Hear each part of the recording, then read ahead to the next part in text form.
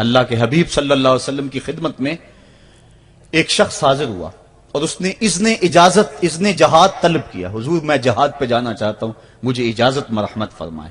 حضور نے فرمایا احیٌ والدا کا, کیا تیرے والدین زندہ ہیں؟ قال نعم, عرض کی ہاں حضور میرے والدین زندہ ہیں. قال ففیہما فجاہد, کہا جا ان کی خدمت کر, یہی تیرا جہاد ہے. ماں باپ کو بلکتا ہوا چھوڑ جائے اور آپ جہاد پہ چلا جائے, ماں فالج میں گری ہوئی ہے اور بیٹا تبلیغی گشت پہ چلا جائے, باپ تڑپ رہا ہے اور بیٹا پیر کی چوکھٹ پہ جھاڑو دیتا پھرے, اللہ راضی نہیں ہوگا. میں سچ کہتا ہوں, اپنے بھی خفا مجھ سے ہیں بیگانے بھی ناخوش, کہ میں زہر حلاحل کو کبھی کہہ نہ سکا کند. بات وہی کہتا ہوں سمجھتا ہوں جسے حق, نئے ابلۂ مسجد ہوں نئے تہذیب کا فرزند. محمد عربی صلی اللہ علیہ وسلم سے بڑا پیر کون ہو سکتا ہے؟ لیکن حضرت وہ ویسے کرنی نہیں آ رہے. آقا کریم اپنے بٹن کھولتے ہیں اور کرن کی طرف, یمن کی طرف رخ کر کے لمبی سانسیں لیتے ہیں اور کہا میں رحمان کی خوشبو پا رہا ہوں. ایک دن صحابہ نے پوچھا بندہ نواز جس کے لیے تڑپتے ہو, جس کی ٹھنڈی ہوائیں آپ کو آ رہی ہیں, وہ آپ کا بڑا پیار کرنے والا ہے. کہا ہاں میرے سے بڑی محبت کرتا ہے. تو کہا پھر اتنی محبت کرتا ہے تو یمن تو دور نہیں ہے, بلال حبش سے آ گیا, سلمان فارس سے آ گیا, سہیب روم سے آ گیا, اور وہ یہاں یمن سے نہیں آ سکا. فرمایا اس کی بوڑھی اور نابینا ماں ہے جس کی خدمت اس کو نہیں آنے دیتی. اللہ اکبر. اب حضرت اویس کرنی نہیں آئے لیکن خیر التابعین کہلائے. آئے نہیں لیکن حضور ان کی یاد میں تڑپ رہے ہیں. اللہ, بلکہ حضور نے فرمایا کہ کوئی جائے اویس بن عامر کو ملے, اور جب ملے تو اس کو کہنا میری امت کی بخشش کی دعا کرے. جو ماں باپ کی خدمت کرتا ہے اس سے ثابت ہوا اس کی دعائیں قبول ہوتی ہیں. میں نے ایک روایت میں پڑھا ہے کہ جو آدمی روزانہ اپنے والدین کے لیے دعا کرے, والدین زندہ ہوں تب بھی, والدین فوت ہو گئے ہوں تب بھی, یہ عادت بنا لے, روزانہ ماں باپ کے لیے دعا کرے, ساری زندگی اس کے رزق میں بے برکتی نہیں آئے گی, اللہ اس کو رزق کی فراوانی عطا کر دے گا. اور جو والدین کے لیے دعا نہیں کرتا اللہ تعالیٰ کی رحمتوں سے محروم ہو جاتا ہے. حضرت ابو ہریرہ رضی اللہ تعالیٰ عنہ جب بھی ہاتھ اٹھاتے تھے تو یہ دعا کرتے تھے, اللہم اغفر لابی ہریرہ ولامی ولمن استغفر لہما, اے اللہ ابو ہریرہ کو بخش دے, حضرت ابو ہریرہ کی ماں کو بخش دے, اور قیامت تک جو ہم دونوں کے لیے بخشش کی دعا کرے اس کو بھی بخش دے. حضرت امام محمد بن سیرین ایک بزرگ ہوئے تابعی, جب بھی دعا کرتے تھے یہ دعا ضرور کرتے تھے, اے اللہ ابو ہریرہ کی بخشش کر دے. کسی نے کہا کہ تمہیں ابو ہریرہ رضی اللہ تعالیٰ نے ان کی ماں سے بڑی ہمدردی ہے. کہا ان سے جو ہمدردی ہونی ہے وہ تو ہونی ہے. انہوں نے کہا ہوا ہے اللہ ابو ہریرہ اور ان کی ماں کو بخش دے, جو ان کے لیے دعا کرے اس کو بھی بخش دے. تو میں دعا کر کے اپنی بخشش پکی کر رہا ہوں. تو والدین کے لیے دعا کرنا اللہ کی رحمت کو دعوت دینا ہے. تو فرمایا کہ جاؤ اویس بن عامر کو جانا اور جا کے اس کو میری امت کے لیے دعا کا کہنا. حضرت سیدنا عمر فاروق حضرت علی المرتضیٰ گئے, جا کے ڈھونڈا تلاش کیا, اویس بن عامر ملے, حضور کا سلام کہا, بس پھوٹ پھوٹ کے رونے لگے. کہا بتاؤ میرے رسول کے لبوں پہ میرا نام کیسے آیا تھا, حضور میرا جب تذکرہ کرتے تھے کیسے کرتے تھے. یہ درد دیکھا تو بولے کہ کیا آپ اتنی محبت رکھتے ہیں تو پھر ملنے کیوں نہیں آئے حضور کو, اتنا جو پیار رکھتے ہیں تو زیارت کرنے کیوں نہیں آئے. تو حضرت اویس کرنی نے بات کے رخ کو بدلا, کہا تم نے میرے رسول کو دیکھا, تم نے میرے رسول کی زیارت کی ہے. کہا ہاں ہم تو صبح و شام وہاں رہے ہیں. کہا پھر بتاؤ حضور کے یہ ابرو جڑے ہوئے تھے یا کھلے ہوئے تھے. اب دونوں حیران ہو گئے. کہا تم نے تو دیکھا میں نے تو دیکھا نہیں, تم بتاؤ نا, پھر میں تو گیا نہیں, مجھے کہتے ہو گیا نہیں, تم بتاؤ حضور کے ابرو جڑے ہوئے تھے یا کھلے ہوئے تھے. حیران ہیں. کہا حضور آپ ہی بتلائیے. کہا کوئی دور سے دیکھتا تو جڑے ہوئے نظر آتے, قریب آ کے دیکھتا تو کھلے ہوئے نظر آتے. یہ وہ ہے جو ماں کی خدمت کرتا رہا اور حضور کے دربار میں حاضر نہیں ہو سکا, لیکن حاضری اس کی تھی, وہ جہاں بھی تھا وہ نبی کے قرب میں تھا. تو اس لیے ماں باپ کی خدمت اتنا بڑا وظیفہ ہے. حضرت بایزید بستامی کہتے ہیں میں نے حق معاف کروا لی اپنی ماں سے, کہ ماں تیرے حق ادا کروں یا اللہ کے حق ادا کروں, تو مجھے اپنے حق معاف کر دے, میں اللہ سے اپنے حق معاف کروا لیتا ہوں, اپنی اللہ کو راضی کر لیتا ہوں. جنگلوں میں گھومتے رہے, 12 سال بیت گئے. ایک دن دوبارہ آئے, بستام کی سمت سے گزرے, خیال آیا چلو ماں کو سلام کر جاؤں. تہجد کا وقت تھا، رات کا وقت تھا، دروازے پہ کھڑے رہ گئے کہ میری ماں سوئی ہوگی، میں نے کبھی کوئی خدمت نہیں کی ماں کی، تو اب اٹھا کے تکلیف کیوں دوں؟ ساری رات کھڑے رہے۔ جب تہجد کا وقت گزرا تو نالی سے پانی آیا، سمجھ گئے کہ میری ماں تہجد کے لیے اٹھی ہے، دروازے کے قریب ہو گئے تو ماں نے ہاتھ اٹھا لیے، کہا اللہ میرا بیٹا با یزید تیری طلب میں نکلا ہوا ہے، میں نے اسے اپنے حق معاف کر دیے، تو اس کو اپنا وصال عطا کر دے۔ حضرت با یزید دروازہ کھٹکھٹانے لگے اور ماں کے قدموں میں لپٹ گئے اور رو کے کہنے لگے جس رب کو میں جنگلوں میں تلاش کرتا ہوں وہ تو رب میری ماں کے پاس ہے۔ تو ماں کی دعاؤں میں اللہ کی رضا ہے، ماں راضی ہو جائے تو سمجھ لو خدا راضی ہے۔ اللہ تعالیٰ جل شانہ نے ارشاد فرمایا وَقَضَىٰ رَبُّكَ أَلَّا تَعْبُدُوا إِلَّا إِيَّاهُ، تیرے رب نے یہ طے کر دیا ہے کہ اس کے علاوہ کسی کی پوجا نہیں کرو گے، وَبِالْوَالِدَيْنِ إِحْسَانًا، اور والدین کے ساتھ اس نے سلوک سے پیش آؤ گے۔ اِمَّا يَبْلُغَنَّ عِندَكَ الْكِبَرَ أَحَدُهُمَا أَوْ كِلَاهُمَا فَلَا تَقُل لَّهُمَا أُفٍّ وَلَا تَنْهَرْهُمَا، اگر تیرے پاس دو یا دونوں میں سے ایک بڑھاپے کو پہنچ جائیں تو پھر ان کے سامنے تو نے اف بھی نہیں کہنی اور نہ ان کو جھڑکنا ہے اور ان سے نرم لہجے میں بات کرنی ہے۔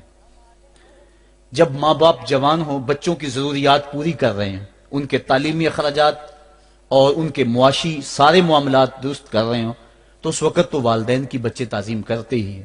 امتحان اس وقت شروع ہوتا ہے جب ماں باپ بوڑھے ہو جاتے ہیں اور چلنے پھرنے کی سخت بھی نہیں رہتی، صرف سانس کی ایک ڈوری لٹکی رہتی ہے، اور جس طرح بچہ اپنے بدن سے مکھی بھی نہیں اڑا سکتا تھا، اب یہ حالت ماں باپ پر آ گئی اور بچے کی طرح مزاج چڑچڑا ہو گیا۔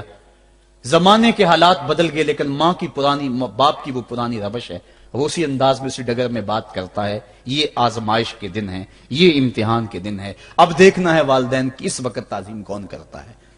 فرمایا اما یبلغن عندک الکبر، اگر تیرے پاس وہ بڑھاپے کو پہنچ جائیں، دونوں پہنچ جائیں یا تیری خوش قسمتی کہ دونوں میں سے ایک پہنچ جائیں یا دونوں پہنچ جائیں، تو پھر ان کی تو نے تعظیم کرنی ہے۔ کیا کیسے تعظیم کرنی ہے؟ فلا تقل لہما اف، تو نے ان کو اف بھی نہیں کہنا۔ حضرت امام فخر الدین رازی کے حوالے سے میں آج ہی صبح یا گزشتہ شب اف کی تشریحات دیکھ رہا تھا، انہوں نے 12-13 اقوال بیان کیے ہیں لیکن 2 قول فرماتے ہیں۔ اف یہ ہے کہ انسان کے بدن کے اوپر جو شفاف رہتا ہو، صاف رہتا ہو، مٹی پڑ جائے، ریت کا ذرہ پڑ جائے تو اس کو پھونک مار کے اس کو ہٹاتا ہے، تو وہ پھونک سے جو آواز پیدا ہوتی ہے اس کو عربی میں اف کہتے ہیں۔ تو پھر اف ہر اس چیز کے لیے منقول ہو گیا جو ناپسندیدہ ہے۔ ایک تو قول یہ ہے کہ والدین کے سامنے اس احتیاط سے رہو۔ دوسری بات آپ فرماتے ہیں اف کا مفہوم یہ ہے کہ جب ماں باپ بوڑھے ہو جائیں تو بول و براز چارپائی پہ نکل جاتا ہے اور انسان ان کو اٹھا کے ان کی خدمت کرتا ہے، صفائی کرتا ہے، کپڑے بدلتا ہے۔ انسان کی طبیعت میں جو فطری نفاست ہے اس کے تحت اس کو ماں باپ سے جو مکروہ اور ناپسندیدہ بو آتی ہے اس سے وہ بچنا چاہتا ہے۔ وہ نفرت ماں باپ سے نہیں ہوتی، وہ نفرت اس بدبو سے ہوتی ہے جو ماں باپ کے بدن سے یا چارپائی سے یا کپڑوں سے اٹھ رہی ہے۔ تو بندہ اپنے جو ہے وہ ناک پہ کپڑا رکھ لیتا ہے اس بدبو سے بچنے کے لیے۔ تو اف کے مفہوم کو بیان کرتے ہوئے حضرت امام رازی کہتے ہیں کہ انسان کو اس بات سے بھی روکا گیا ہے کہ تو اپنے ناک پہ کپڑا رکھ کے اگر ان کو صفائی کر رہا ہوگا تو ماں باپ کے نازک دل پہ کہیں یہ بوجھ نہ آ جائے کہ میرا بیٹا مجھ سے نفرت کر رہا ہے۔ اس لیے والدین کی تعظیم کا عالم یہ ہے کہ تو کھلے ناک سے ان کی خدمت کرے اور وہ بدبو سہتا رہے اور اپنے ناک کے اوپر کپڑا بھی نہ رکھے کہ تیرے ماں اور تیرے باپ کے دل کے اندر اتنا خلال اور ملال بھی پیدا نہ ہو۔ یہ ہے اف کا زمرہ۔ حضرت امام حسن رضی اللہ تعالیٰ عنہ نے ساری زندگی اپنی والدہ حضرت فاطمہ الزہرا کے ساتھ بیٹھ کے کھانا نہیں کھایا تھا۔ ایک دن حضرت سیدہ فاطمہ نے فرمایا کہ بیٹا میرا جی چاہتا ہے کہ میرے ساتھ تم بیٹھ کے کھانا کھاؤ، لیکن تم نے کبھی بھی میرے ساتھ بیٹھ کے کھانا نہیں کھایا، کیا وجہ ہے اس کی؟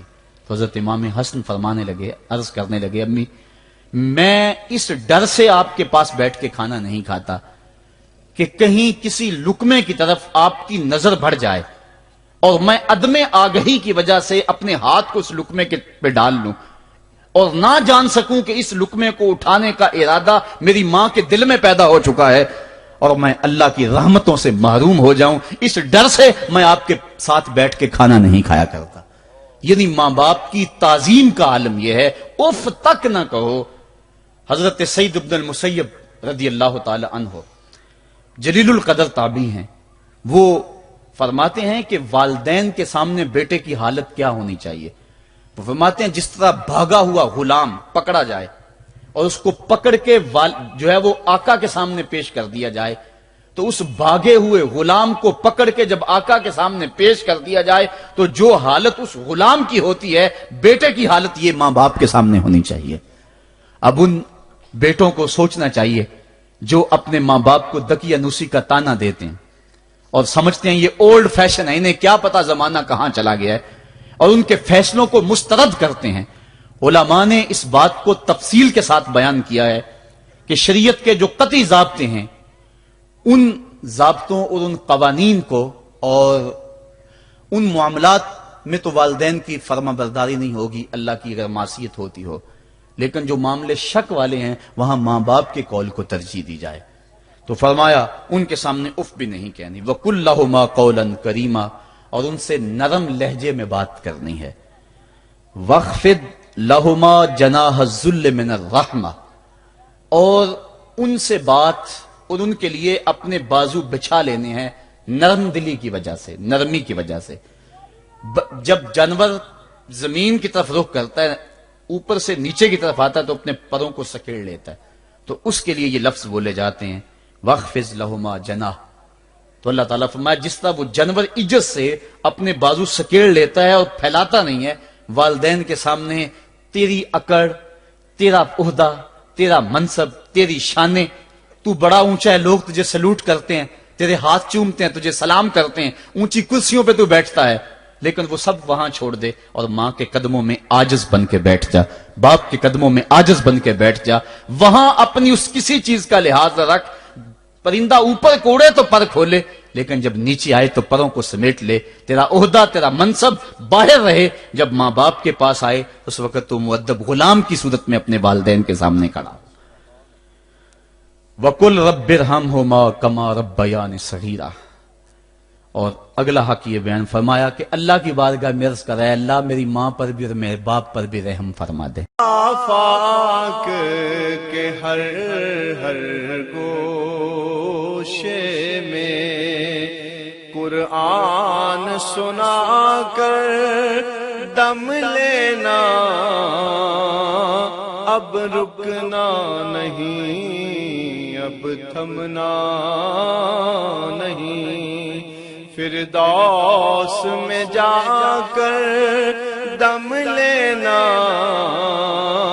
آفاق کے ہر ہر گوشے میں قرآن سنا کر دم لینا، اب رکنا نہیں، اب تھمنا نہیں۔